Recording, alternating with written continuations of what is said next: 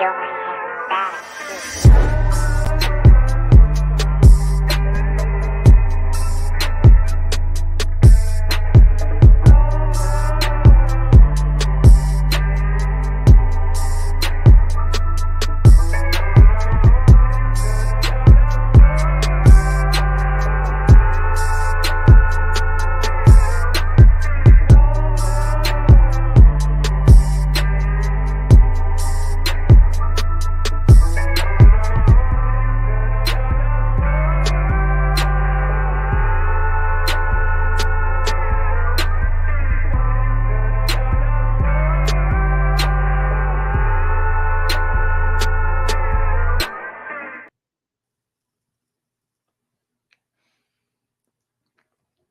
Merry Christmas, everybody.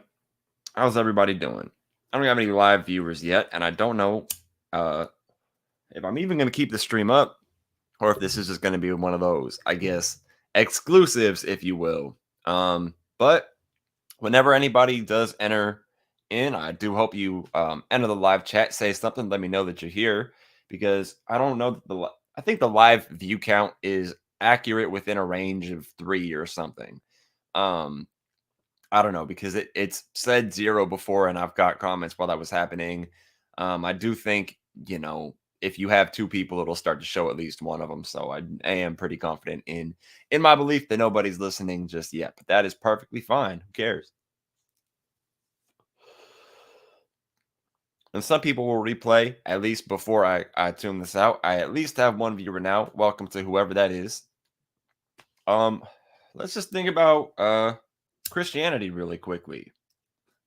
The reason for the season, as those Christians like to believe. I want to really quickly pause and reflect on what Christianity even is. Because to some people, Christianity is like just the belief in the propositions than the claims of Christianity. And then to some people, Christianity is a lot more about the way of life. And, my understanding as a former Christian, someone who was raised Christian, was that the point of Christianity was this: Jesus is perfect. You will never be perfect, right? Because you inherit sin. But you are supposed to try to live as much of a Christ-like life as possible. That's the understanding.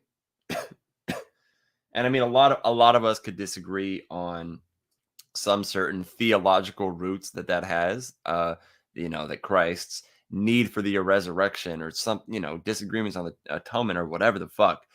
Christians disagree on everything, but at some point, if you want to say what is Christianity in such a way that even the people who disagree on what it is will agree with this definition, I would say belief that Yeshua of Nazareth, aka Jesus Christ, was God incarnate. And then this is where I struggle is I don't know if I'd say the same thing about the Trinity, if I would argue that the Trinity is a necessary part of Christianity. Now, I want to be clear. I do kind of think it is, because to me, Christianity logically entails Trinitarianism. To me, Unitarianism isn't Christianity. It's not what I understand it to be. But if you really think about it, someone who's a Unitarian could still believe in living as much of a Christ-like life as possible. So if they adhere to that condition, is that person a Christian? Is what I want to know. God damn, still 0 viewers? I don't know. I'll leave this up at least for an hour, a few hours before I delete it. So shit, fucking somebody will tune in. But anyway, I'll quit bitching about that. About the low view count. God is listening. Oh man, that's perfect. Let's think about this though, really quickly. What defines Christianity? Like, what does a person have to believe about Christ and about God, theologically speaking, and about the Bible?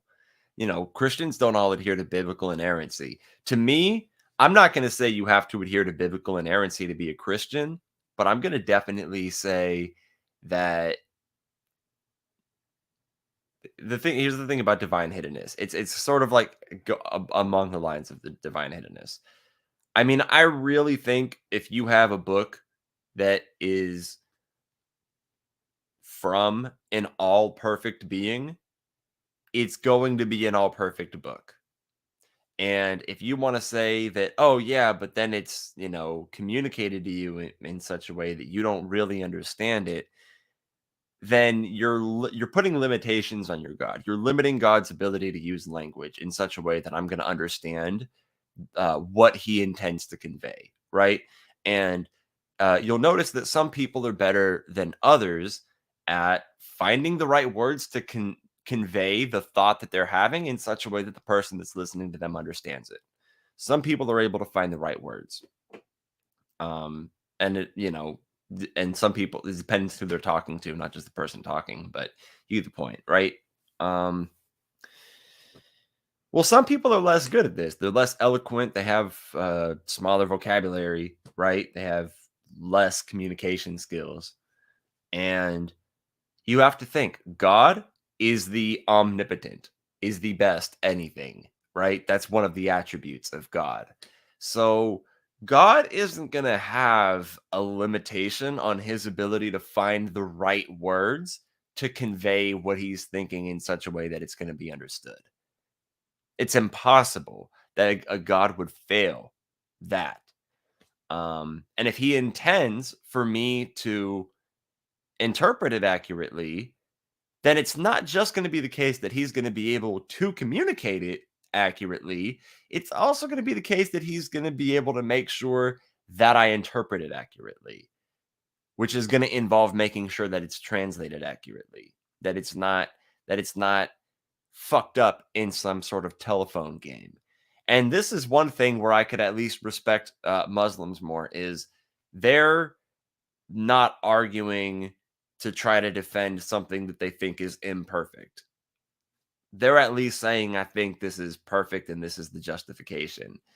And it's like, you don't have to hold their feet to the fire to get them to admit that. They'll just admit it. Christians differ on this, though, and some of them just don't believe in biblical inerrancy being a requirement. And, that is a lot easier of a way. It's a lot easier to maintain a belief in Christianity once you reject biblical inerrancy, right? Because, well, there are a lot of things in the Bible that are contradictory. There are also a lot of things in the Bible that aren't true. And there are things in the Bible that are just very easily, obviously harmful. And if you're a Christian and you reject biblical inerrancy, now you have some way of reconciling why your religion's holy book has this thing in it that's not good, or it's not real, or it's not true.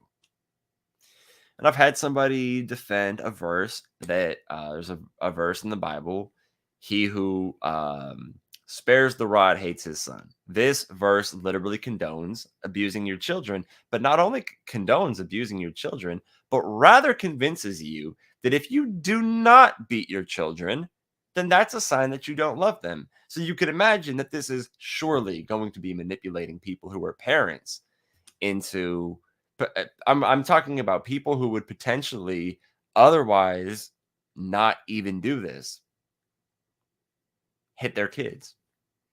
Now, I'm not saying that the only reason somebody's going to hit their kids is for a religious reason. Some people maybe just, I don't know, abusive tendencies, whatever the psychological cause of abuse is, that's still going to exist. But people doing it because their holy book tells them to, that's again only going to be happening because of the holy book. So, clarification: my claim is not that child abuse wouldn't happen absent of Christianity. My claim is that there are cases of abuse that would not happen absent of Christianity, and this is demonstrable. And getting back to the problem of biblical inerrancy, right?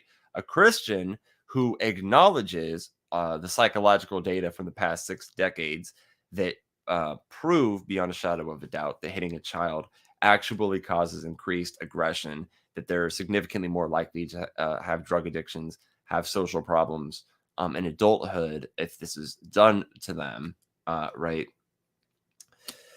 They acknowledge all of this and they could see that there's a verse in the Bible that says this, and they can just admit that this is an error, that this is a flaw, and they could maybe they say it's translated incorrectly, or this author wasn't one of the official authors, was one of the real apostles, or something like that. There's something there they could find and grab onto, and this is the difference in uh, the approaches Christians take when they realize that there's something in their worldview that is demonstrably false. For example, the age of the earth.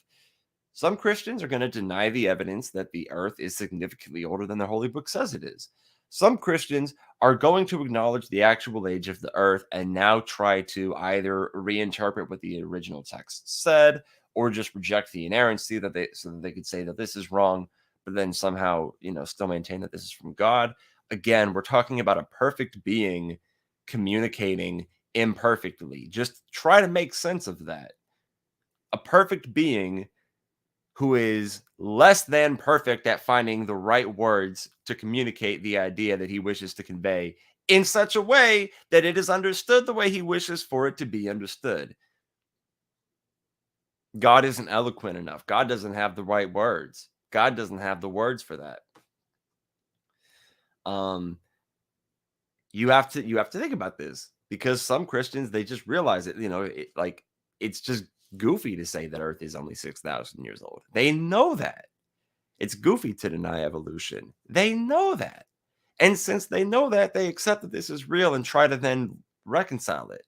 And I at least can tolerate those types of Christians so much more than the other type. There's this other approach with Christianity where you find out that something isn't that the evidence says or the science says this, and you reject it. Like, I literally, these are the people who use science as a pejorative or say science as a religion.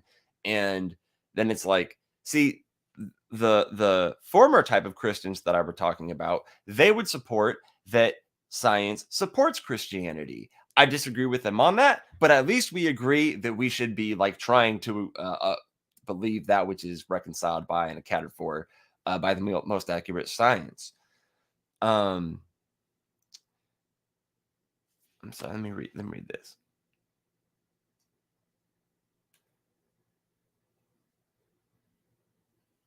Am I guilty of the same thing for wanting to hit people who hit their kids? I'd say no for two reasons. For one, if it's a desire, I don't believe in thought crimes. You're not guilty of that which you desire to do or want to do. You don't control what you want to do. What you're at least accountable for is what you end up doing, right? So if you feel like hitting somebody and you don't hit them, you didn't do anything wrong. Granted, if you could say that if you're somebody who very often, very easily feels like hitting people, that there are anger issues that need to be addressed. But we're not talking about that here. We're talking about somebody doing an actually really terrible thing, and that causing a feeling of desire to for vengeance or justice. Well, really, I think justice is a subcategory of vengeance, but I don't know how many people are ready for that conversation. But yeah, you have this desire, and so no, I don't think it's equivalent, right? I mean, there's room for argumentation that it's bad, but I'm not even convinced that it's bad personally. Um, Let me just see. Oz messaged me. Uh, Maybe I'll send him a link to this in a bit. Yeah, you know what? Fuck it. I might just send him the link if he wants to hop in.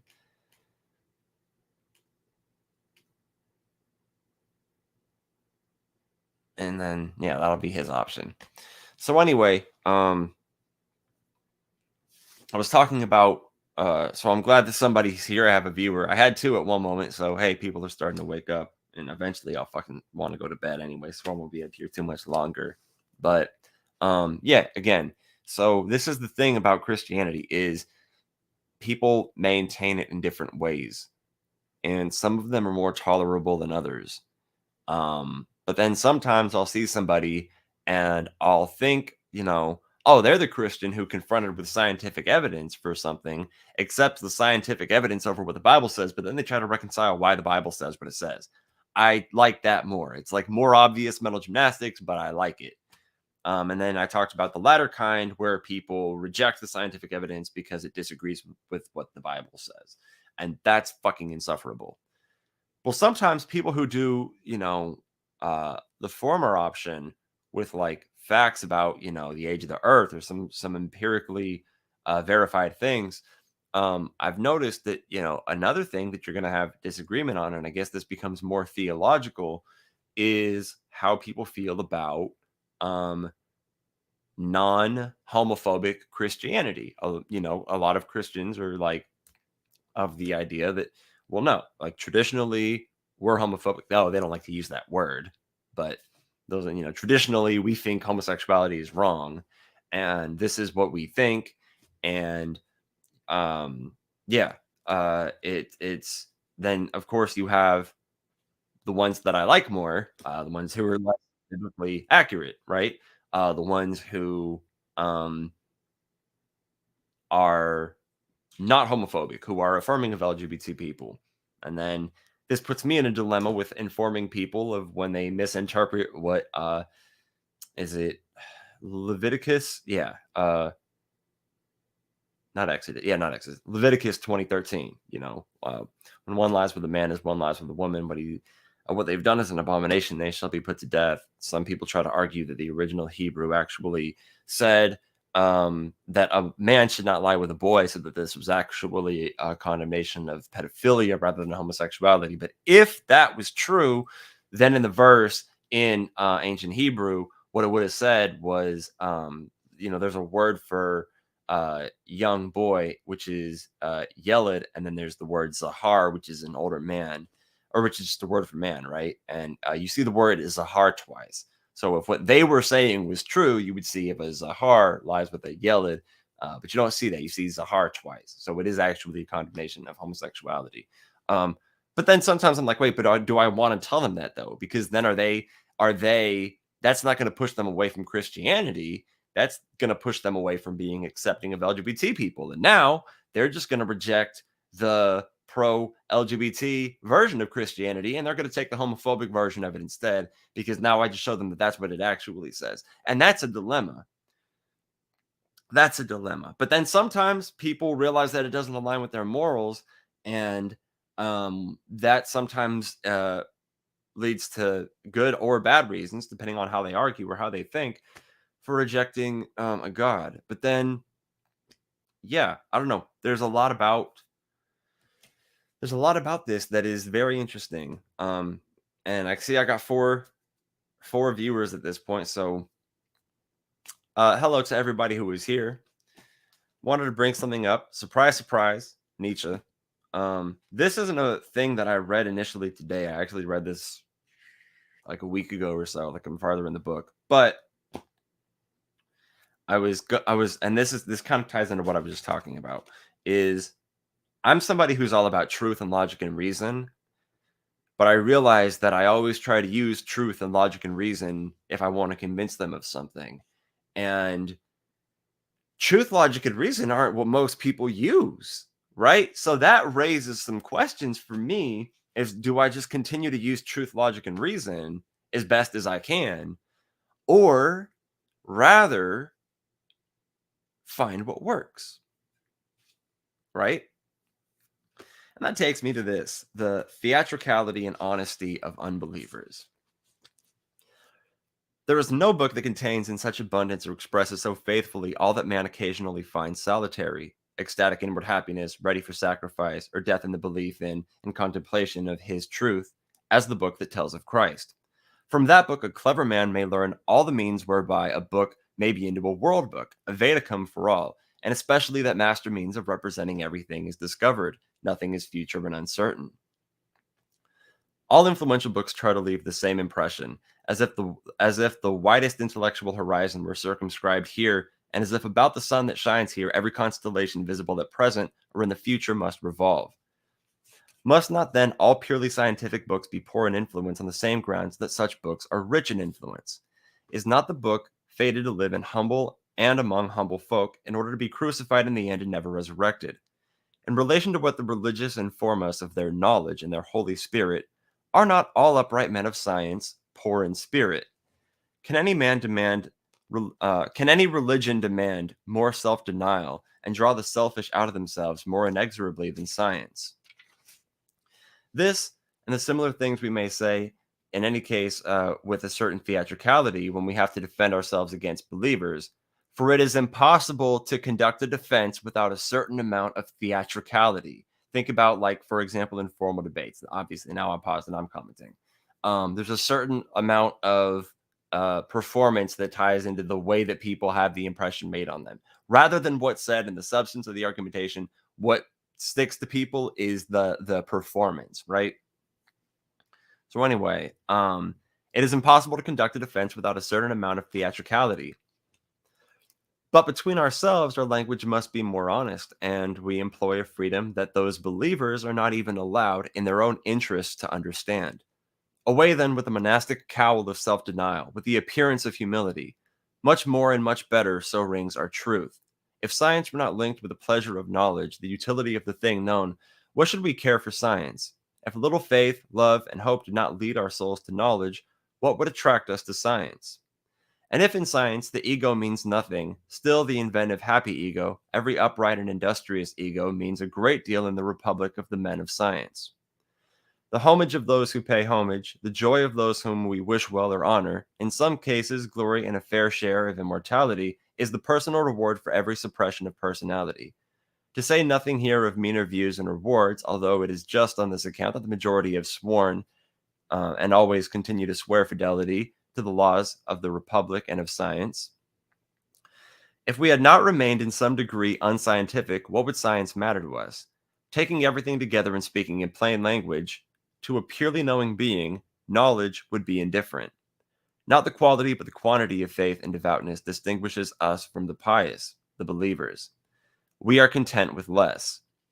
But should one of them cry out to us, "Be content and show yourselves contented," we could easily answer, "As a matter of fact, we do not belong to the most discontented class. But you, if your faith makes you happy, show yourselves to be happy. Your faces have always done more to harm your faith than our reasons. If that glad message of your Bible were written in your faces, you would not need to demand belief in the authority of that book in such stiff-necked fashion. Your words, your actions should continually make the Bible superfluous. In fact, through you, a new Bible should continually come into being. As it is, your apologia for Christianity is rooted in your unchristianity, and with your defense, you write your own condemnation. If you, however, should wish to emerge from your dissatisfaction with Christianity, you should ponder over the experience of 2,000 years, which, clothed in the modest form of a question, may be voiced as follows. If Christ really intended to redeem the world, may he not be said to have failed? Just that last part again. And I got two more. I got to 5 viewers. I'm back down to 3 because I was reading and that bores people. Good. If Christ really intended to redeem the world, may he not be said to have failed?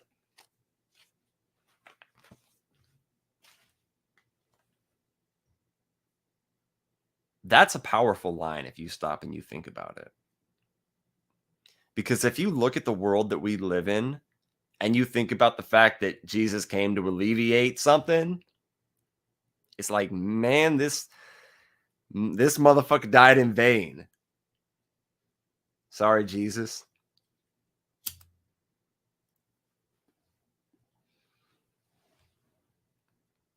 My apologies, Jesus Christ. But you died in vain, my guy.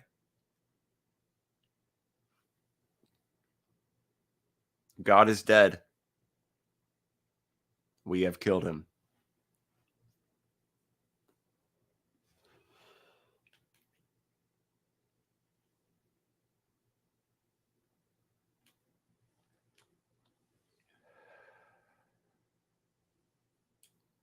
sorry to stop and take a. I know dead air is not the best thing, but I'm smoking, so smoking and chilling. It is what it is. Um. Oh shit! I got him here finally. Hey yo, Hey, yo. feliz Navidad, mi hermano. ¿Cómo estás? Muy bien. Claro. Sí, señor. ¿Qué pasó ese? No mucho. Estoy fumando mucho mota antes a dormir. Pero sí, sí, me gusta. Now I'm lost. Oh, I don't. He's like, I don't. No hablo. No, I have.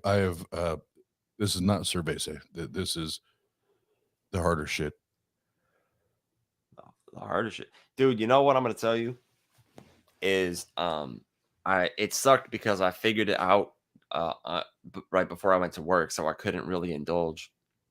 So I thought that I only kind of liked eggnog, like a little bit, like the first few sips, and like whatever. And I realized that I actually fucking love eggnog. I just never put whiskey in it before. And I started putting whiskey in it, and I realized I go through eggnog pretty goddamn quickly. It's amazing what whiskey does. Yeah, It's but amazing. to be fair, I think I saw I think it was the other Shane Billowitz. I think he said it. Someone said, whiskey's actually amazing with the right amount of rum. And he said, yeah, that's true about most things. Yeah. Yep. Yeah, just add Just that.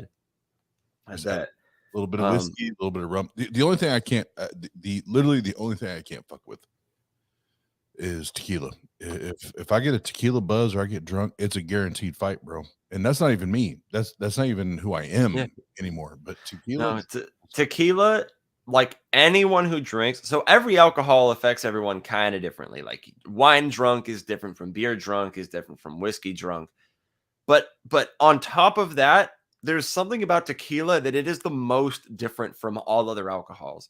And also, like tequila wakes you up. Like whiskey doesn't wake you up. No, At all. Like whiskey's a downer of alcohol, right? But tequila, you're like, woo! You just fucking you're up, right? And yeah, no, I could totally believe if you're like, no, I'm normally chill. But I drink a few shots of that and I want to fight everybody. Like, sounds like something tequila would do to somebody. Yeah, that's why I just zero. Yeah. I don't fuck with tequila. You just look at me the wrong way. If I got a buzz and I've been drinking tequila, it's over. That's why I haven't drink it in like 15, 20 years because I already know what time it is. You already know. Yeah.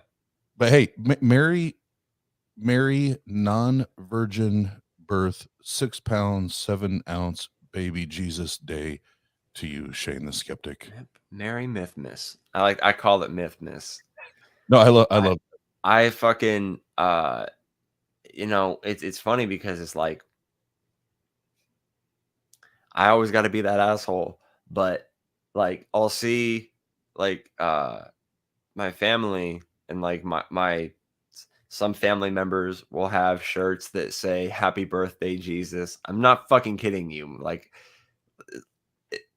it's just like Jesus wasn't born in the winter. You want to get into it with him, but you're like, just shut the fuck up. Hi, how are you? Shut the fuck up. It's just like, oh man. I was kind of rambling about Christian. I was shitting on Christianity because Christianity is fucking terrible. And I do that. I concur. Yeah. And you know what? Here's the thing, dude. Here's the thing. Like one of my values is to question everything, and I'm glad that I do. And some people are like, oh, do you question that? Yes, literally. I've actually even considered very seriously the idea that it's like, is this a healthy thing to question? Like, believe me, one thing that I fucking question was so there's atheism, there's new atheism. So first, one thing I recognized I was wrong about. I thought new atheism wasn't a thing. Like it was a term that just pissed me off. It irked me when I heard it. And like I recognized that like there's an established understanding of what is meant by that term. It refers to a specific movement, starting with a book by Sam Harris. And you have basically, if you ever hear like the four horsemen of new atheism and like what that refers to, like kind of a mingling of it would be Sam Harris, Christopher Hitchens, Richard Dawkins, and Daniel Dennett, like those four, right? Then and you know, particularly, you know, Christopher Hitchens' participation to that, God is not great, how religion poisons everything. I've really thought about, like, you know, because I always try to reconsider things that I believe, that I think, and I have a belief that religion is harmful. So I'm also like, I reconsidered something that I very strongly believe, and I'm like, okay, like, is it the case that religion is overall good? Because I know it does good and it does bad. So like, am I wrong to think? And I like, and you know what? As much as I've stopped and I've thought about it and I've reflected on Christianity, I've gone, nope, I was right. This shit's fucking bad. It's Yeah. bad. Like, definitely it's bad. And like, especially the part of me that wants to get along with everybody and be united with everybody, like part of me I just want to think the best about them. And then they fucking start running their mouths, right? And you're like, all right, this person's a pretty reasonable person, they're pretty polite, we can get along. And then they start saying homophobic shit, and you're like, God damn it, like we were all cool, and then you just did that. Now I don't fucking like you. Like, I just liked you. And then like, But now we have a okay, hard stop. Now we have a hard stop. Now we have and Dr. Josh and I did like a 3-hour stream last night. And it's dude, and I know you already know this. And shout out to Mike C in your chat talking about tequila. Yes, that's a no-go. That's a no-go. But to the conversation Dr. Josh and I had last night, it's what is, I find it sad, pitiful, disgusting, and enraging all at the same time, is that we still have to have conversations around whether it's slavery, homosexuality, transsexual. Like, why do we? I know, to Why do we me, have to keep having just live and let live, motherfuckers? see, Like, why is it and so then hard? that's the thing is like, I want to just be over it, but I want to be over it, but I want it to not need to be talked about anymore. You know what I mean? I just want to stop having such fucking conversations, but then people say shit that you can't not respond to, Exactly. and there are conversations that you can't not have, and it's kind of like ultimately, I think it like if you live in this world you have this burden of having political and religious conversations. And I like, getting into the religious ones a lot more than the political ones, but Agreed. I can't not ever say anything about politics. Like it fucking matters. You can't not do it. You can't not get into that. And, Well, you because in know, this country, and I'm sorry to cut you off, but I in could- the states, they have so intertwined the two, where religion and right. politics are they're I'm sorry, folks. If this is a news alert, if this is like information you've never heard before in your life, here in the states, they are one and the same. They're one and the same. The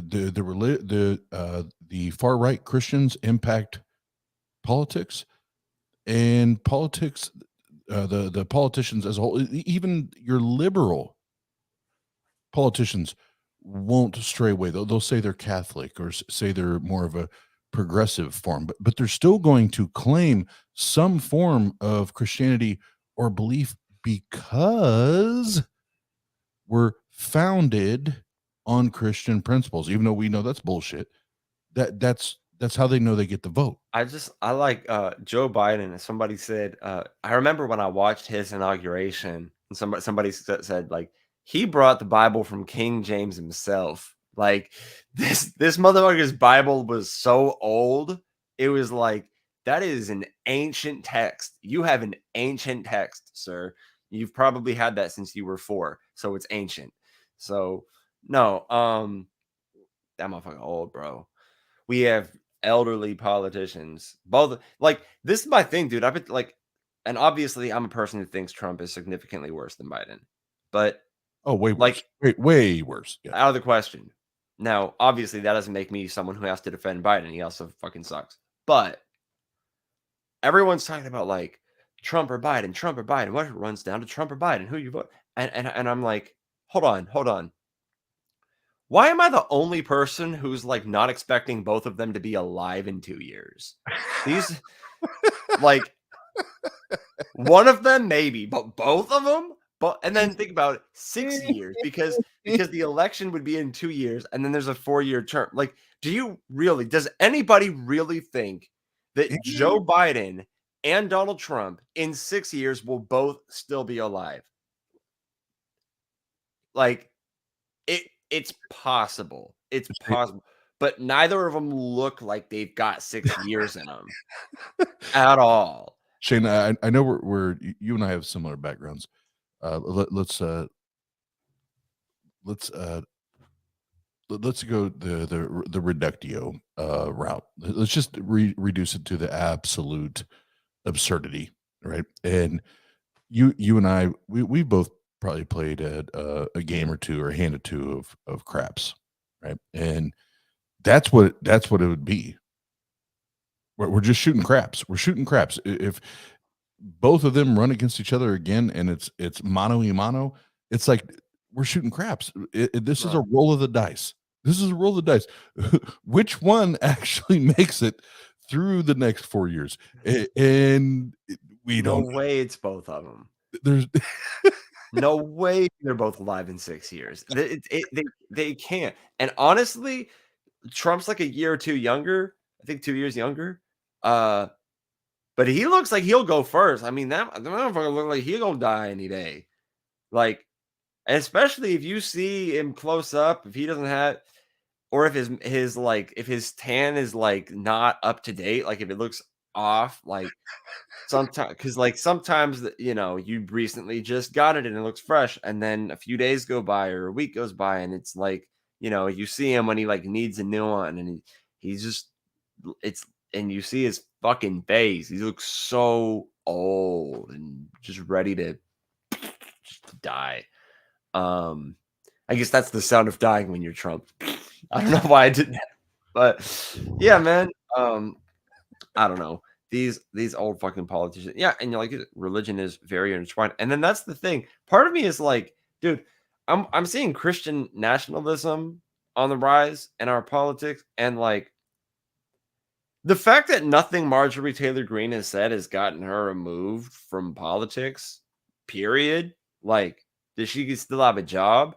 It kind of shows you that it's like there's nothing you could say that is stupid enough or bad enough. The Jewish space lasers wasn't the line for anyone else. No, we have to find something else. We draw the line somewhere after the Jewish space lasers. Okay. Fuck, man. I'll say this, and then I would like to pivot it back to a Christmas topic, but I will say this as far as politics are concerned. Yeah. Allow me to have a drink to celebrate what I'm getting ready to say, because it's dead ass. I'm dead ass when I say this. Cheers, motherfuckers! Because if you live in the United States, this is what it is. Politics in the United States. This is the elite. This is the elite WWF. Yeah. They all know it's bullshit. They all know they're in cahoots with each other. I wouldn't say that. I don't think they're in cahoots with each other. I'm and again, well, some of them, yeah. As a skeptic, I can say I don't have any evidence. I have nothing to support this claim. Right. You're just going on your inferences. No, I get you. Yeah, this is just my based on my observation, right, and what I've experienced. 41 years of living. This is the elite version of WWF, and there's maybe one or two people or places or things or whatever that are the Vince McMahon or Vince McMahons of the shit. Right. But at the end of the day, they really they at the end of the day, they know what the fuck's gonna happen. They know who's voting for who. They know who's not. Yeah, no, that they know. And you gotta like to keep a career in politics, you gotta have a little corruption. That's the thing. Like if you're not corrupt in politics, you don't make it. So people are like, oh, why are all the top politicians corrupt? It's like because that's the only way that you're gonna make it up there. If you're in that like there's a certain field where you only get by being corrupt. And like, yeah, someone who's honest ain't gonna fucking make it. Because you're gonna know somebody and you're gonna need a fucking favor from them at some point. So you're gonna have to do them a favor, and that's gonna involve a vote. So that's why you'll see Hell politicians yeah. very clearly voting for things that you're like, you've said you were against this like publicly multiple times, and you're voting in such a way that is the exact fucking opposite of what you said. And it's because that's how they are. And this is my thing about like, and this is my thing about anybody, whatever whichever side they're on, bro. If you think these politicians give a shit about you, you're too stupid for me to talk to you about this conversation because they don't give a fuck about you. You lost your mind. It's who do I pretend to give a fuck about in such a way that it's going to work in my favor? That's what matters. Hey, Absolutely. what's up, Darrell the Savage? Yep. Good to see you, bro. And But say, what's up, yeah, Mike C? Because we for like a year now, Mike C and I via Facebook chat, but trying to hook up, and after the holidays, hopefully we can do that. But yeah, yeah. shout out to Mike C. Always been a great supporter. But yeah, if anyone thinks that any of these politicians in America give two motherfucks about you as an individual, you have fuck it. I'll say this. I need your skeptic card. I need you to hand in your skeptic card. And your skeptic card. Yeah. Hand it in. Hand it. Put it in the palm of my hand because they don't give not one, not two, not three fucks See, about you. yeah. No, you basically got to go, okay, which corrupt motherfucker makes the least bad deal for me? None of them are making a good deal, though, for anybody. And that's why I compare it to the WWF. Yeah, I was thinking this. I just kind of like fucking started laughing earlier when I thought this. The year in 2016 in US politics was just one episode of South Park, basically. Like, that's what I think of it like. Like, that's what that was like to me. This is one episode of South Park from everybody. Just, yeah. And obviously, South Park made episodes that year. And so you would see those episodes and you're just like, yeah, that's what that year was like. That's how I feel. But anyway, so we were going to move back away from politics. Yep. So Something about Christmassy. Would this be I'm gonna I don't turn my know. hat around. I'm gonna turn my hat around Okay. on purpose. So we're gonna talk about logic. Right. We're gonna talk about logic. And guess what, motherfuckers? We have a holiday where you spend all your goddamn money. You spend all your goddamn money talking about a myth. Yeah, but I don't believe in the myth and I still spend my fucking money. I just I I don't don't. know. I don't like No. literally, people like get mad at me. They're like, "You don't buy your kids Christmas presents?" You don't? No, I don't. Yeah, I don't. not everyone has to celebrate it. Some people it's not their holiday. Yeah, I mean, it's not because I'm anti-theist or I'm an atheist or there's like, why is this particular day, this specific day? Why am I supposed to spend all this money? yeah, well, I was seeing a few people share some videos and talk and have this conversation. One video, my dude Darrell over here posted, or shared, I mean, not posted. It was like just the title captured it all of this video. It said, "Christmas feels like a deadline, not a holiday," Yeah, and it's like, oh my god, because I could think about this, and it's like you have this day that's coming up, and you're like, and I want to get everyone a present by then, but like, fuck, if only I had like 2 more weeks or like 2 more paychecks in between to afford all these different gifts. Now, instead of getting everybody 3 gifts, some people only get 2 gifts or 1 gift, and then a lot of the time we end up spending this holiday with some fucking people you're never around these people ever any other point of the year. So it's like you act like you have this obligation to like all be around each other this one day a year, and you're just all there uncomfortable. Nobody even wants to be there, and everybody's just putting up with it. And you're like, what are we doing? What the fuck are we doing here? Like none of us want to be here. And yeah. So And it's all I based. And the reason I said that, and I'm not, people that know me and know our YouTube channel, they probably think I'm being a smartass, but I'm not. I am not. I'm being point blank, like again, dead ass serious. yeah. This fucking day is based on a myth. Right. Even if we go back to the original text in the Bible, the word Alma that's used does not mean virgin. It does not mean virgin. And also Jesus wasn't born in the fucking winter. So case And closed. yeah, and that's what I'm saying. In all of this, I'm sorry, Christians. All this is this one particular day that we're supposed to celebrate. All of these things that are glorious and miraculous can very easily be dispelled and dismissed. No, I'm not going to spend a bunch more money and go out of my way to participate in some shit that's just It made also seems a lot like the opposite of the other shit Jesus preached, like all the rest of the time. So you're like, okay, so now we're gonna get all greedy. Like there's I don't want to say there's nothing, that'd be too bold of a statement. One of the things that disappoints me about humanity, which is a long fucking list of things, um, Black Friday shopping. Oh my god. If that doesn't highlight one of the weaknesses of us as a species, one of the fucking reasons we're going on a downfall is this is the thing is people don't know how to act. Tell them. That's it. People Preach, can't preach it. exist in large numbers and just all fucking know how to act.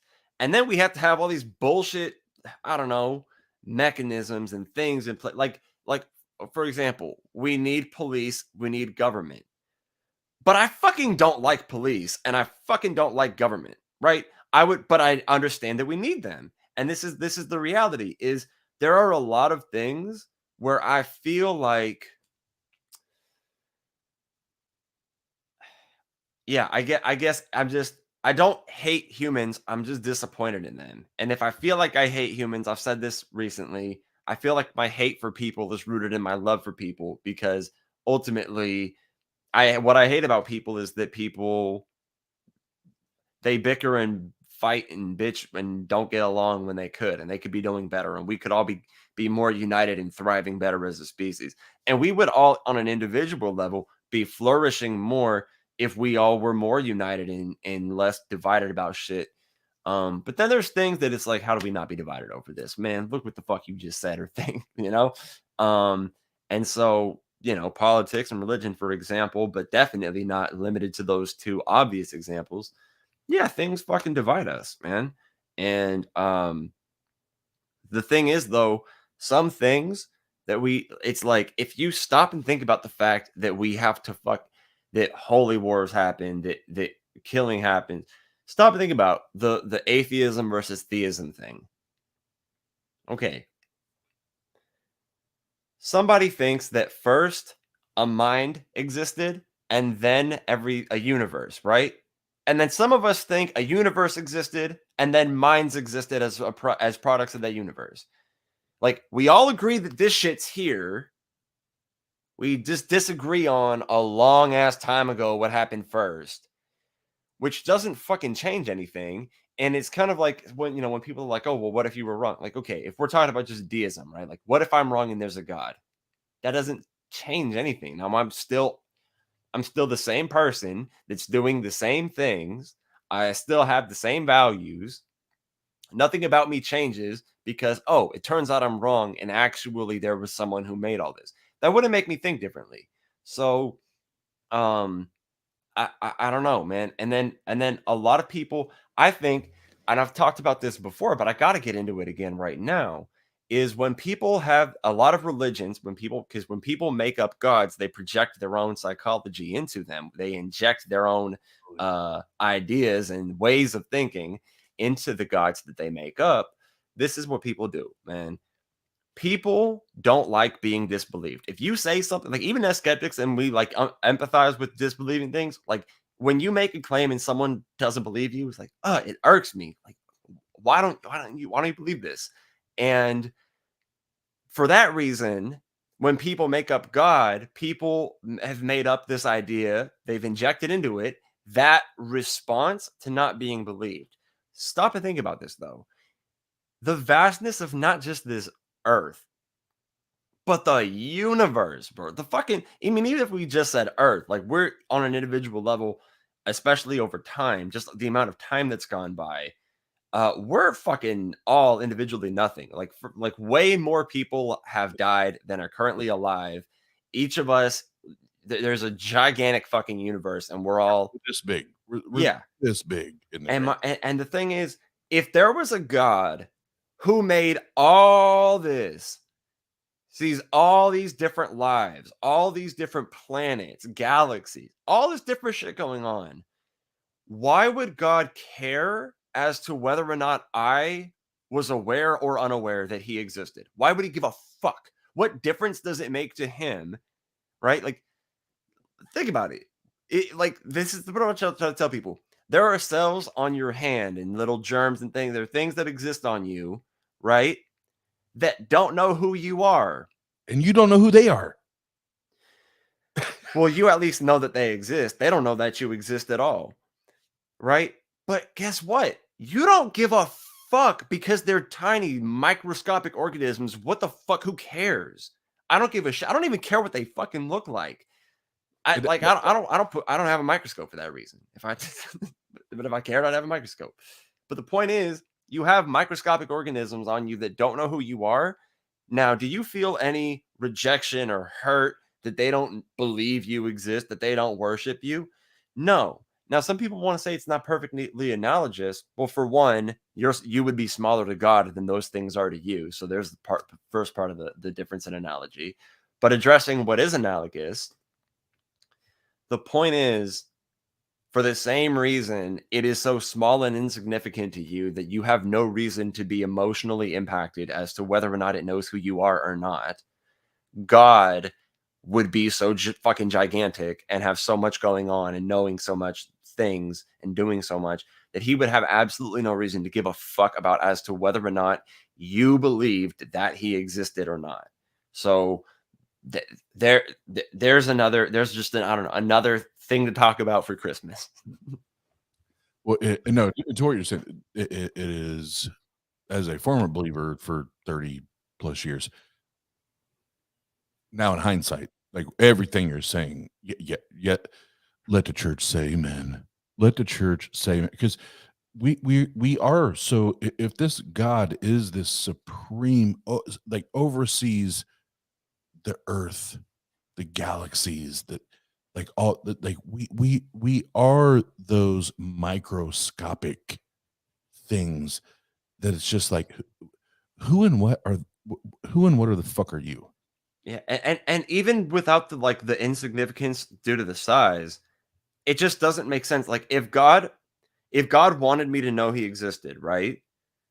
Then he would know what it would take to convince me, and at the very least make that available to me in such a way that I would find it and understand it and come to believe it. And Absolutely. what I've realized is pretty much all of my Muslim friends that I talk to, they believe very strongly that I am going to be a Muslim one day. And the reason for that is because they see I'm intellectually honest and they think their religion is the truth. And part of their belief is that since I'm intellectually honest, I'm going to find Allah, right? And you know, it's interesting, man. And I obviously, I think when I was a bit younger, when someone would be like, "Oh, I hope you find Allah," or "I hope you find God," there was part of me that kind of took it as a "fuck you." And don't get me wrong, someone can say something like that passive aggressively in a certain context, but now I always try to understand, especially as someone learning languages, right? Always try to understand what the person probably means. Like, even if you think if somebody gets a word wrong, if you could tell through the context they probably meant this, like, go with what you think they probably mean. Um, I guess that's a fair question too. Yeah, I don't know. And I'll quickly just hit on that because there's a couple topics that I've been studying here recently, and I agree. If God is perfect in all His ways before creation, I just thought about this. Yeah, go on. Yeah, no, you're right. I just realized how much of a point there actually is to be made on that. At first, I didn't think that much about it. At first, I was like, this isn't entirely relevant. But now I realize, okay, here's the question. When God created earth and God created man, was that good? They're going to say yes, right? And then also, if you look at the Bible, you would summarize, you could say, he created it and said that it was good, right? Which would mean he added more good. Something that's perfect can't become better because perfect is like the infinite of perfect. So for something to be capable of being improved, it necessarily has to be in a state of imperfection. Holy fuck. I don't see, sometimes there are things like that that I would think I would have realized by now. There are things that seem so obvious. and Shane, I'm with you because this is something recently that was brought to my attention, and I was like, "Holy!" The same response you're having. It was Yeah. holy fuck because here and it goes deeper. I don't even have that many holy fuck moments, but hey, best in show. Hey. Absolutely, absolutely, and here and this is where it goes deeper. So everything you just said, right, and what Best in Show brought up, but then if we have that, and let's pretend that we draw a line there, but then we also have this supreme, all-knowing, all-capable being that didn't need anything because it was perfect, flawless, then begot the very thing that was flawed. Do Yeah, we there's a lot of problems with the incoherence of the Trinity, and it fucking what but it further complicates it. well, it's just that I'm sorry, but I'm gonna just basically summarize the last point you made and that you go on. It's not only that you have the three persons, one God, it's also that um you have like them part of the Trinity being the same thing, and then one of those three things that is the same being all perfect and immortal, and then one of it being less than perfect and mortal. But then they're the same being, so they have different attributes, but they're the same thing. But if it's the same thing, you can't have different attributes like that. So, And where I was going with that, and I'll ask you, yeah, so put your Christian cap on for a second. amen, Shane, brother, Shane, if brother, my brother in Christ. What is it? it, can God ever choose to do wrong or to do evil? Is he capable of doing that? Again, I'm trying to address it the way they would, right? Well, he It's a yes, could, but since he's no, omnibenevolent, he chooses not to. no, it's a yes or no. Can it is Can he? Yes, can but he he's omnibenevolent. So he chooses not to. He's merciful. so he's perfect in all of his ways, but he still can choose evil? Can, yeah, but Well, doesn't. okay, so how could he choose evil if he doesn't even if evil is not even part of his makeup? It's not. Okay, so you're saying how would it exist as an option? Yeah, evil's not an option to him. All he knows is perfection. All he knows is good. Hmm. Yeah, I mean, so there's a lot of paradoxes with the omni traits, and I guess that just adds to another one because yeah, if he's omnibenevolent, then you would say he can't be omnipotent because there are restrictions. Because, like you were pointing out, in order for him to be omnibenevolent, he has to not be able to do bad. If he's able to do bad, he's not omnibenevolent. Uh, so I would say I don't think it. Yeah. So um, ability to do bad wouldn't make him. Um, that doesn't refute omnipotence. It refutes omnibenevolence. That part, I think. Now, obviously, there are the paradoxes of omnipotence itself, without any of the other attributes, and people hate it because it's the basic one, so anyone could use it, and meaning incidentally, even the dumbest and most uneducated, both. I mean, separately, people use it, but the argument where people are like, "Can God create a rock so heavy he can't lift it?" Or the improved upon version, "Could God microwave a burrito so hot he couldn't eat it?" Um, Well, but and along that, so where I was going with that yeah, is, yeah, yes, whichever the omnis that one may choose, that because it's a defeater of one of the omnis. No matter which one of the omnis that the theist wants to concede, it's a defeater for one of the omnis, right? Then then I think it goes.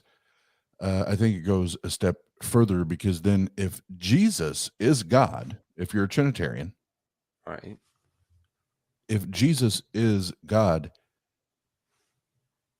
he was presented and tempted by the devil himself to make a choice between what was holy and what was good. How in the world? How in the world did a man that worked sorry, that lived a blameless, flawless, sinless life. He knew no sin. He didn't know how to sin. How was he how was that even a true temptation? Because right. if Now, if all I'm going to throw my Christian cap on, I would want to look at the hermeneutics of it. I would want to see what the original ancient text said in Hebrew and see if the word for temptation being used would have implied that Jesus himself had temptation, or if they would have been using a word that would have better translated to saying that Satan was tempting Jesus, as in Satan was trying to attempt Jesus. Now, again, I'm just throwing my Christian hat on and saying that's the defense I would go for. I don't actually know what the original ancient Greek says, or and Aramaic, depending on the verse. Who knows? Hebrew. and at 7 a.m. and I've had a drink or two. I'm welcome to be corrected, but I believe the original text on this, because this came up, and these are some of the things I've been studying lately. The original text, it is a fleshly or physical temptation, not Okay, that reconfirms that meme where it's like Satan showing off like some booty, and it's like, oh, Satan tempted Jesus for however many days. Um, well, yeah, okay, well then. Okay, so but then I would say that could go back into the interpretation of the meaning of the word tempt, of bodily tempt. Okay, he was trying to tempt him in that way. And they could still potentially maintain that Jesus himself didn't have the temptation. Although, let's just get to the point that you're making that I agree with, is that if what the text says is that Jesus was tempted, as in had temptation, right? If had temptation is what's meant by was tempted, then you're right. Case closed. And that would throw away the omnipotence. That's the one, the omnipotence. Well, actually, since it's Satan, I guess you lose omnibenevolence too. Yeah, that's actually a two. That's a ballin', 2-and-1. two ballin', 2 points. finish him. Yeah. No, what I was gonna say after that. So uh, I said back to Christmas, and it is kind of back to Christmas, because it is at least here in the States. I don't know how many people live abroad here that will listen now or later. But I had a very interesting experience at my place of employment a few nights ago, and Shane knows this, but for those that don't know, I work full time, semi full time at a comedy club. He's a clown. I am a clown. That's for sure. But I'm very vocal, not just here, but in my day to day life. I'm very vocal about my position, and anytime anyone asks if I'm not on the clock, I'm not on company time. I have zero issues going in. Right. Better man than me. I go for it on the clock. I go, hey, first of all, I will kill your God in front of you. You sit there and watch. Well, and the reason I say that is, which is a whole nother story. There was a guy that actually two guys that quit because of me, because I used the Socratic method to expose their racism.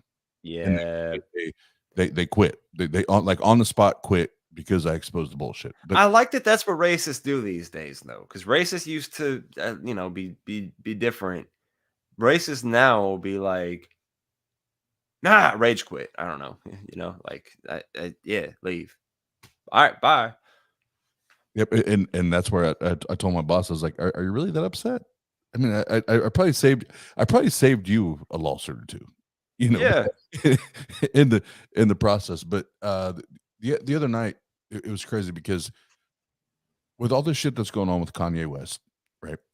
We had a comedian that came in that runs in the same circles as those that we see participating with Kanye West on like Fox News and so on and Right. so forth. And Okay. he was one of the comedians. And I can't I'm not allowed to name names when it comes to this shit. But Okay. I don't subscribe. I'm not okay with, and fuck him. And you can read between the lines. I'm not good with it. Well, there was a married couple after the last show. They came and sat at the bar, and I like, they weren't shit faced, but I could tell they had a buzz. Yeah.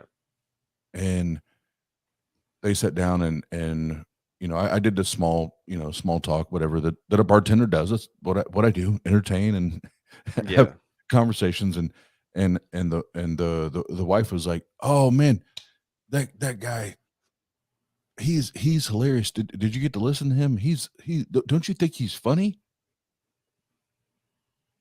And I'm like, I'm on company time. I'm not allowed to comment. Yeah.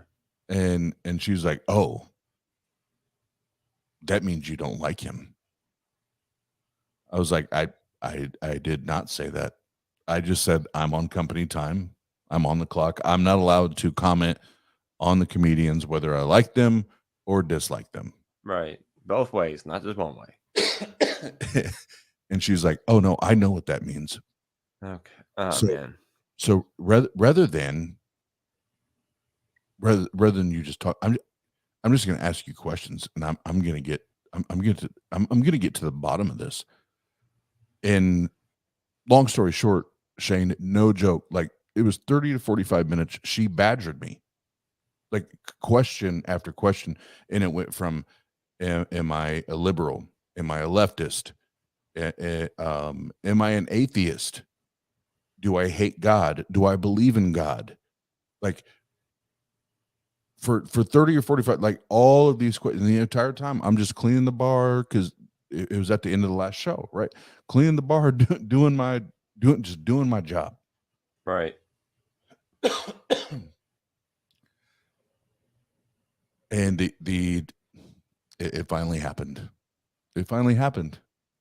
And she was like, "Oh, you're just one of those know-it-alls. You're just one of those know-it-alls. You don't believe in God, but you think you have it all figured out. You think you have it all figured out." So what did I do? Shane? I went and clocked out. Yeah. I clocked out because on the printer, we have a printer. When you clock out, it shows when you clocked out, right? Right. So it I clocked out, and I took I took the paper off the printer, and I went and I set it in front of her and her husband. And mind you, the entire time, like, he's humiliated because she's making a complete ass out of herself. It really sucks when you have something happening and like you can see the person's spouse like standing there looking embarrassed, and you're like arguing with somebody or something, and you're like, oh, this poor person. Yeah, I felt horrible for him. I'm I did. sorry, your boyfriend or girlfriend or which one is acting this way. I could see that you feel embarrassed. Yeah, that's a tough spot to be in. Like, oh man. Which I'll tell you how he ended it. Which mad love, mad respect to him. But I went and clocked out, and I took the paper off the printer, and I went and I put it in front of both of them. I said, I want, because everything's on camera right now. So in the system and on the camera, I'm showing you I am clocked out. I'm no longer on company time. So I'm going to answer 2 or 3 of your questions, and then I have one question for you. No, I am not a leftist. No, I'm not liberal. I am a constitutionalist. As long as you don't fuck with my rights and you don't fuck with all of the other people, all of the, no matter who they are, where they stand, what they're, as long as you don't fuck with their rights and you're not taking their rights away from them, I don't give a shit what you call yourself. I Yeah. just want people to have equal rights. That's all I give a shit about. So that's that. And then you brought up God, you brought up abortion, you brought up sin, you brought up all that. So I'm just going to be very blunt with you right now. No, I do not believe in your God. I am an atheist. And I think the God hypothesis is 100% fabricated, and it's nonsense. Okay, so you have my answer on the 2 or 3 primary questions you asked me. So now it's my turn to ask, now that I'm off the clock, because you literally badgered me for 45 minutes. So now it's my turn. You obviously are very passionate, and you are obviously very dedicated to this belief, and this being the Bible and the God of the Bible and the text and your faith. So I have to ask you one question.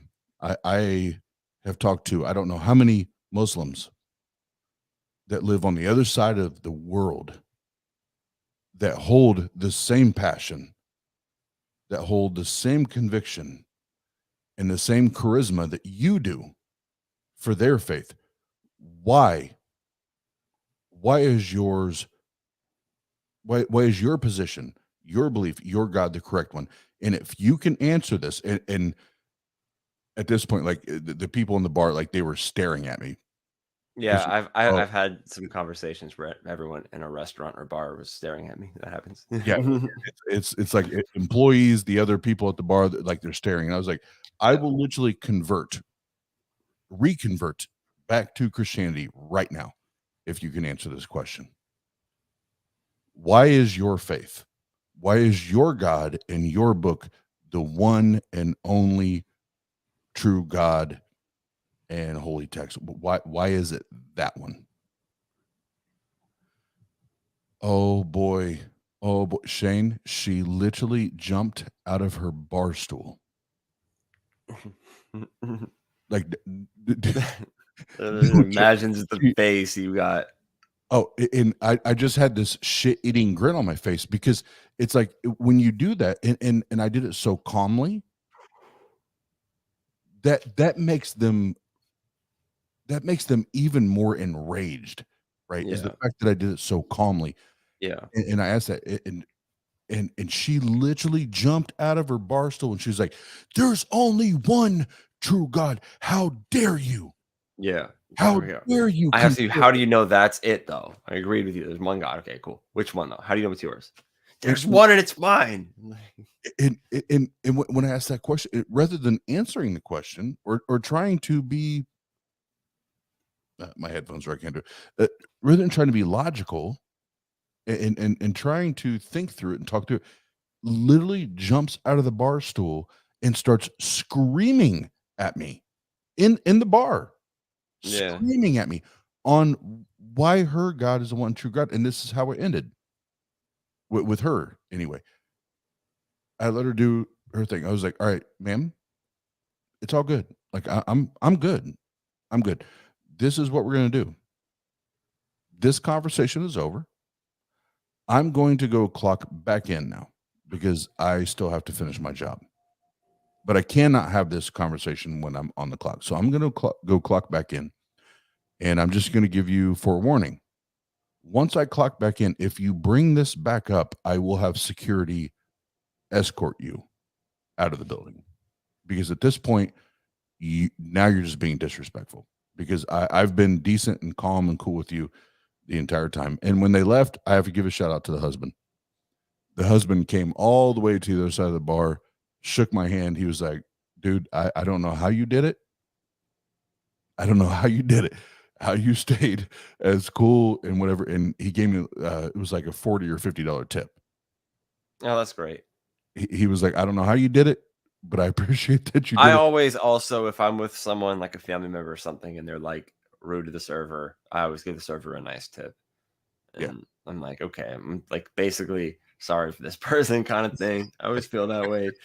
Like, oh shit, I'm sorry. I have to deal with this. My reason for bringing that up wasn't to highlight my drama or bullshit, but that is how people react. Well, Yeah. yes, definitely that. But this is like this whole, like, think about, what was it, 2 years ago, 3 years ago, whatever, with the Christmas shit with Starbucks and the Christmas shit with Walmart, and it's like it's so ingrained into our society. It's so ingrained into our day-to-day lives that even as atheists, sometimes I think we lose sight of how ingrained it is. Yeah. And that's why we have to keep talking about it. Like Dr. Josh and I talked about it last night with the slavery like, we're in 2022 and we're still have to talk to motherfuckers about fucking slavery. About slavery being wrong. Like, what? Yeah. And people are like, oh, well, this is and that kind of slavery. This is a different kind of slavery. It's like, do you hear yourself when you say that? Like, Right. this isn't the bad kind of slavery. I'm like, my guy, it's slavery. There's no kind of it that's not bad. Shut the fuck up. It's all bad. It's all bad, bro. It's all bad. Yeah, no, and that's the thing, is there are so many things that you want to take for granted in this world, like that people think this, that people understand this. No. Stop having hope in people. Because this is what the Buddhists are right about. The fucking high hopes are what lead to disappointment. And I'm like, yeah, like basically when I heard that about Buddhism, I'm like, oh, those fuckers are right about that. Yeah, no. Having the high expectations sets you up for disappointment, right? Because life isn't fulfilling of high expectations. So when you start to lower your expectations, you become a happier person. You know, you're a more sad person when you have higher expectations. So, like, yeah, you have to just kind of realize basically how much people fucking suck. But hey, that is what it is. And I'll say this, and I don't know when you plan on wrapping this up, but I'll say this: there's we are 7:16, just turned 7:17 a.m. Eastern time, and there's who knows how many families right now that have young kids. They're waking up right now and they believe in this Santa Claus, right? Yeah. Furthermore, they have a mom or a dad or family, whatever, that are going to read out of Matthew, Mark, Luke, or John about this virgin birth. They're going to feed them two fantasies this morning. Yeah. That's bullshit. That's bullshit. Because that is the, and I'm speaking from experience because I was that kid, 35 years ago. I was that kid where it was like just one lie on another, and it was like which mom and dad said Santa Claus is true. Mom and dad said Jesus is true. Mom and dad said Yahweh is true. Well, Mom and dad. I remember I heard Aaron Ra talk about his deconversion story and say, his parents eventually they admit Santa was a lie, or he figured it out and asked them and they admitted or something. And he's like, "What about Jesus? Or what about God?" And like, "Oh no, that's real." And it's like,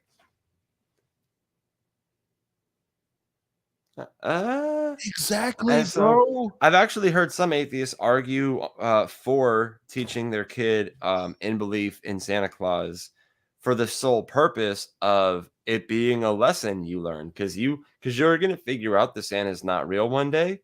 And for some people, they use Santa Claus as almost like it's like an obstacle or your first training of skepticism for your kid. Like your kid learns to find out that even something from the most reliable source they knew was wrong about something. And I think there's an argument to be made there. I have No, mixed feelings about it.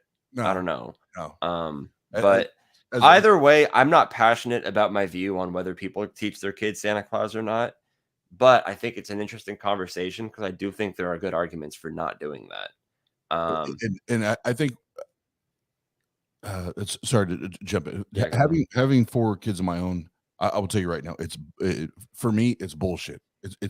I wish I would have never. I wish I would have never, ever painted that picture.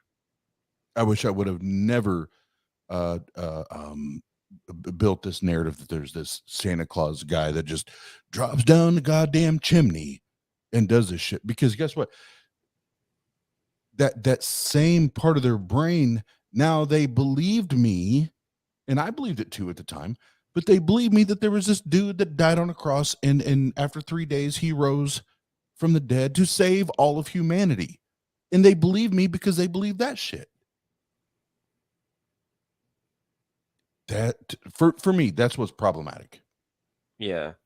So I guess for me, the point of contention becomes whether or not like the belief in one is the cause for the belief in the other, right?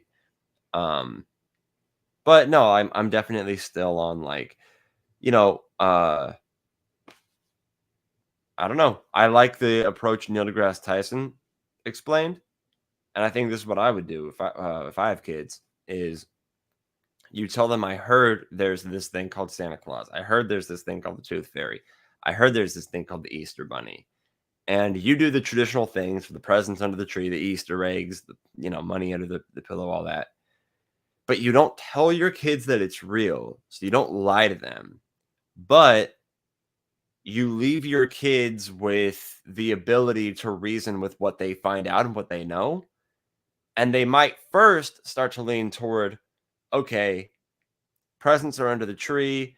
That's the expectation. That's the prediction I have of if Santa Claus is real. They're not thinking these terms, but this is the way you think is like, I think it's real. But then eventually they might start to figure things out and they might start to realize.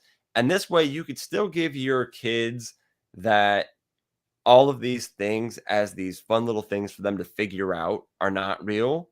But then this way, you don't have to lie to your kids yourselves and tell them that these things are real. You tell them, I heard there's this thing called Santa Claus. I heard there's this thing called the Tooth Fairy. Again, you don't tell them it's fake. You just don't say it's real either. You act like you don't know.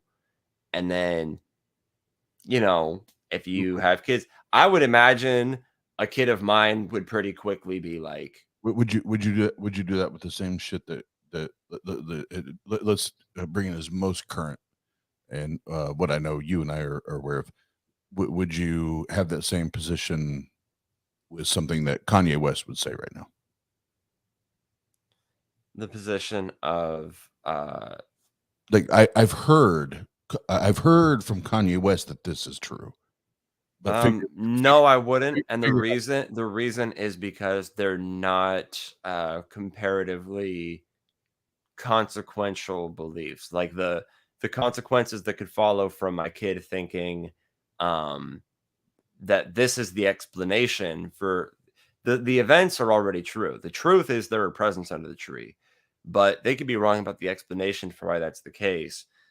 That's not going to like potentially lead to them advocating genocide. But if I start telling them that like I've heard that Jews are the reason bad stuff happens, then I'm gonna tell them, and that's not real But because I think that I think that's part of the problem, Shane, is when we program our brain to accept things to be true, whether it's totally non-malicious on one side and maybe 100% malicious on the other side. We start to train our brains to accept things for bad reasons. right. Well, no, but so what I'm not I agree that all things being equal, true beliefs have positive instrumental value, have more instrumental value than false beliefs. So any end goal that you have, a true belief is a better means of achieving anything or knowing things or being better, whatever. True beliefs are better than false beliefs. Even if they're not cases of knowledge. Again, true beliefs better than false beliefs. But you're providing a set of propositions through which your kids see. This is the thing. If your kid's entire life, all they have is good explanations for things, maybe they won't be as trained to know what bad explanations are. And potentially there's room for them to learn because I think part of a lesson we're all going to learn in life is I was really wrong about something. Holy shit, I was wrong. And I'm glad that I've reflected on this and thought about it. And um, if we're not lying to our kids, but we're leaving them the, if we for example, awareness of the proposition that Santa Claus exists, just awareness of the proposition, then I don't think we're doing harm because we're not stopping them from being able to figure out that it's not true. And they will inevitably figure out that it's not true. So since they will inevitably figure out that it's not true, uh, I think as long as we take that approach, I'm at least not against it. And I think that's what I'm for personally. Um, but yeah, like obviously with some claims, you need to teach your kids also this is what bullshit looks like. And then here's the other thing. Your kids could take you train them. These are the attributes of claims. These are bullshit attributes. Here's how you know bullshit when you see it.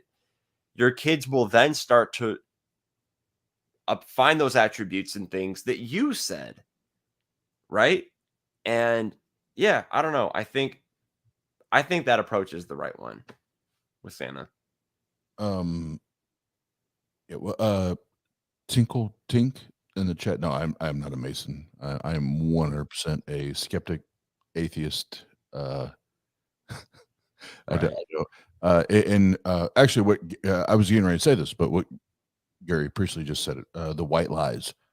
I'm not okay with that because that approach the white lies or suggesting, oh, maybe I've heard, maybe there's a chance, figure it out for yourself. Like um, I don't buy into that either because I want, if someone has evidence, they have good reasons for me to not buy into something or not believe in something. I want them to present that to me so that I know that it's either true or not true, right? And the last thing I want to do with my kids is present it that way, where it's I believe or I've heard or I've come to no, that's not even fair. But I've heard or there's Some people believe, some people yes, say. any of that. I'm not comfortable with that. Because if the people I trust and know and love and respect in my life, if they have the evidence, if they have good reason to believe or not believe something, I want that.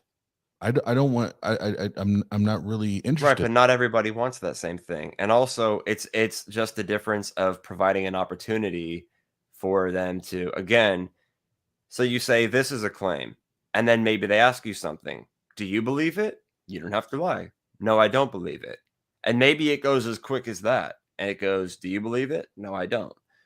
Why don't you believe it? Well, here are some good reasons to not, that I think there are against it. And this kind of just goes along the principle of teach your kids how to think, not what to think. And again, with some propositions, we could go, here's the case and how we know it. But it's better to teach your kids, again, how to think better than rather than what to think. Oh, absolutely. And I so even if you disagree with the means, that is the end. And obviously I wouldn't do this with religion with my kids, but with Santa Claus and Easter Bunny, I'm at least open to it. And I think that's the approach I would take, which I think is at least, if bad, less bad than lying to them and saying Santa Claus is real. But I digress. That's from, yeah, I don't know. I think I'm going to completely diverge from that. Do you know this Tink person in the chat? Do you know this person is? I do not actually. So, yeah, Okay. no, So I don't. I won't pay it no mind then. Okay. So, yeah. Anyway, since I'm gonna get to wrapping it up pretty soon, I'm gonna mention to everybody. I'm actually just gonna fucking go ahead and play it here as well.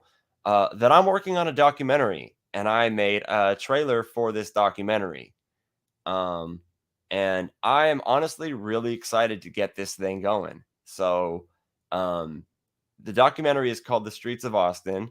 Um, I want to mention wrong thing. I want to mention that I'm going to use the documentary as a fundraiser. Um, Austin Atheists Helping Homeless. That's the group of atheists that I work with that give food, clothes, hygiene products, etc. To homeless people under the I-35 between 6th and 7th Street in Austin, Texas, the first Sunday of every month at 9:30 a.m. Um, and I want people who learn about this group to donate under the hashtag, because you could write a memo, right? Hashtag raise those funds. And the idea is I want to use this documentary as a fundraiser and see how much money I could motivate people to donate to the group through doing so and highlighting the streets of Austin. Um, Also, I will just add that like uh, Austin Atheists Helping the Homeless has not like asked or condoned or anything like my fundraiser. I'm just on my own doing a documentary, and in it, trying to raise awareness of that group because that's something people can donate to. That's a charity. So if anyone wants to do charity for Christmas, you'll find the link if you find my last video to donate to that group. But anyway, here it is. Shooting on 6th Street down in between the Nations and Trinity Block, and about 7 people got shot right beside you. 7, right beside you. Pow, pow, pow, pow, and then you started falling.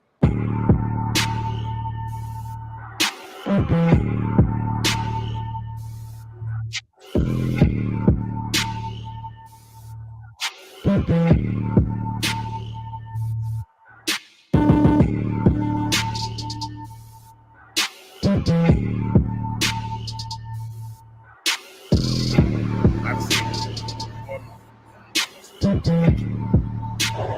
No, man, I'm telling you, that's normally where you're going to want to get a little bit more careful, with your belongings and stuff like that. You're going to start seeing people, at least at nighttime, they're going to be strung out, maybe yelling.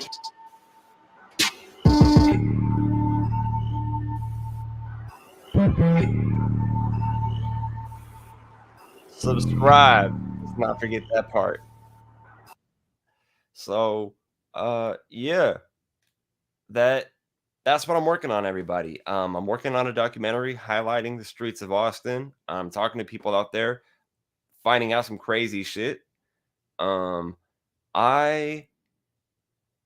man, I cannot tell you how wild it is just getting out there and talking to people. I was talking to this guy, interviewed this guy who talked about seeing someone stab somebody. And then yesterday, not on my way to work, but on my way to go Christmas shopping, I was on the bus and I'm talking to this guy, right? And this guy starts detailing something, a fight he gets in, and then he tells me that he stabbed this guy. And then I realize that I'm hearing the side of the story that I heard earlier from a witness from the guy who did it. And I'm like, what in the fuck? And then get this, he went to jail for it already, out on bond, like an $800 bond or something. So, like, apparently this dude stabbed somebody in a fight, and then a few days later is out walking. Walk. And I'm like, it's so odd the things people could do and then be free in a day or two, and then the things people could do and then not have any freedom for a few years. Like, it's so odd the priorities that our legal system has. Like, Yep. it is crazy. It's insane. John Hudson, yeah, he says the amount of homeless in Austin is huge and can be seen everywhere. Well, everywhere except for if you go to the Domain, it is like this other world. Like if somebody was like, "Oh, I went to Austin, Texas," if they only went to the Domain and stayed in that area, they would have no idea what this city is like. Like, that area is nothing like the entire rest of the fucking city that we all see. Where, there's fires in the street for people trying to keep warm, tire fires and stuff will happen sometimes. You're seeing fights happen where you're seeing more often fights almost happening than happening, but still people getting rowdy and yelling at each other, and people just posted up, just strung out, and no one can even fucking do anything because there's so many people like that. It's like, oh man, it's wild how it is. But I will say though, man, I went to Portland. Portland, their homeless problem like dwarfs ours. I would even say I think Portland is worse. Bold statement than LA. Bold statement. But like, I'm talking like on a per capita kind of level. But yeah.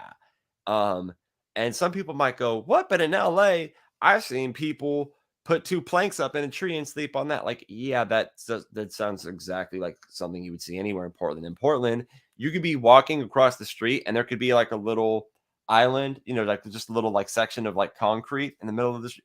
They'll have a tent on it. Like, you'll be like, what the? Like, you're in the middle of the road.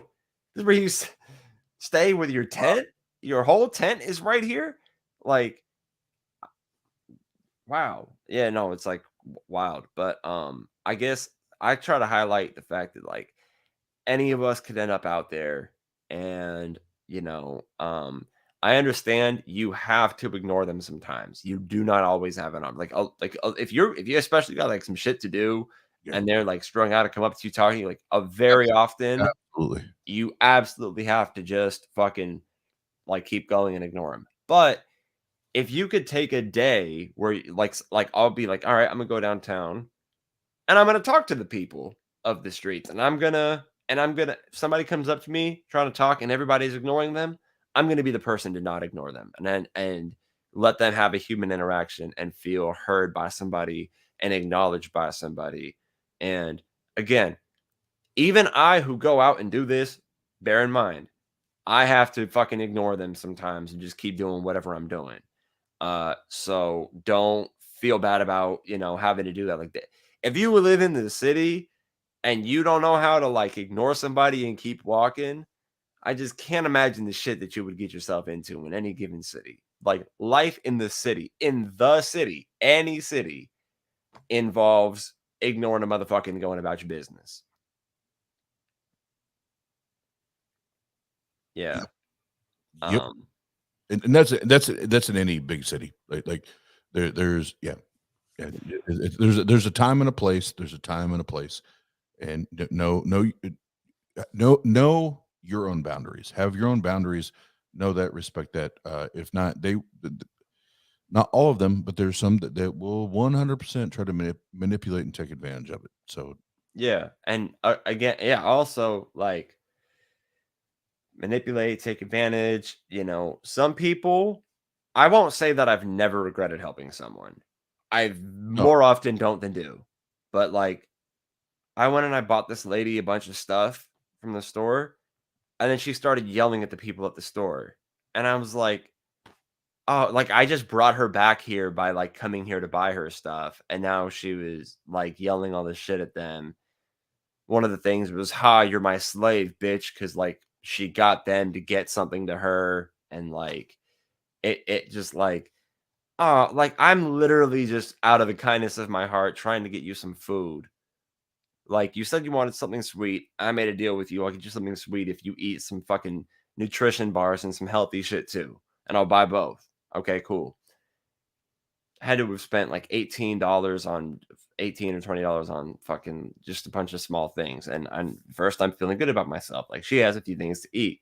And then she started doing that. And I'm like, now I was just doing a disservice to somebody. And yeah, no. So like there are times where I'll end up, but I will say you can't let that stop you from helping people. Um, you know, and I'll agree with this. Most on the streets have mental health problems. Definitely. And it's sad because sometimes you think like this poor person had some mental health issues and so many other people could have had whatever these same issues are and been okay simply because they could have had the people there to help them. And these people didn't have that. And, sometimes I guess it's important to see just how bad some people have it. And you will see that when you go out to people and you talk to people on the streets. Mhm. I mean, you could see I talked to a guy in the trailer you see, he saw his best friend get killed, and his best friend got killed right in front of his mom. And I mean, like, fuck, like just think about that kind of thing for somebody to go through. Yeah, people go through things, they're all lonely, live on the streets, have mental health issues, have whatever going on. And yeah, no, I just try to help people out, man. Just fucking try to do good by everybody. Um, but yeah, I'm gonna be wrapping things up. But yo, Oz, thanks for tuning in. And joining me for this stream. Thank you everybody who's here for tuning in. Uh I'm fucking, stoned and tired, so I'm gonna smoke a little more and get some sleep and go about my Christmas. But let's all remember that God is dead. I killed him. Christianity is fiction, so don't trip about it. I've proven that there is a significantly less than 1% chance that Christianity is true. Actually, you know what percent chance I would say? I would say Christianity being true is, I made up a number. It's called Shane's number. And it goes, this is the number. So you take one Google to the 10th power times 2. That's Shane's number. There's a 1 in 1 Shane's number chance that Christianity is true. It's like something like that. So yeah, it's not real. It's logically incoherent, actually, so it's impossible. So it's actually 0, but yeah. Anyway, anything else you wanted to say, Oz, as we wrap up this God killing? Well, I'm going to continue the slaughter of God, specifically Jesus, the Jesus character. So I'll be going live again at 8 a.m. Eastern time. So Tangang, As in the next 20 minutes? yeah, yep. Damn. Okay. Well, fuck. I'll at least be tuned. I'll at least tune in. I won't. Yeah. Fuck, man. I'm going to bed soon, but I'll listen in a little bit. Damn. You just staying at it, huh? Staying at the goddamn live streams. Hey, Jesus is a myth, motherfuckers. But yeah, I'll be going at it, and we're going to focus on that.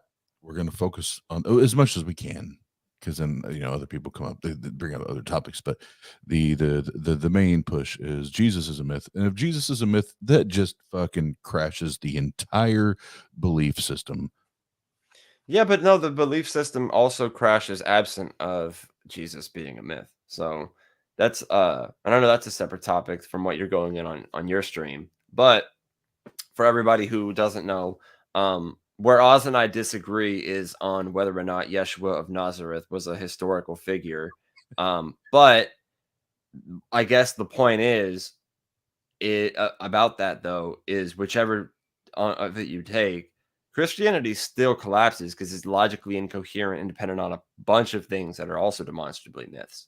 So even if, like, this, the thing is, even if you were to prove with empirical evidence beyond a shadow of a doubt with certainty that Jesus exists, that doesn't make the Christian God exist. That doesn't change, the problem of divine hiddenness or the problem of evil or anything like that, or the problem of the incoherence of there being an omniscient God with free will, and so forth and so forth and so forth. So Christianity's dead.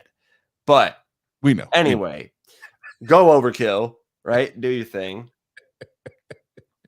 I love you, brother. I do. Likewise, my guy.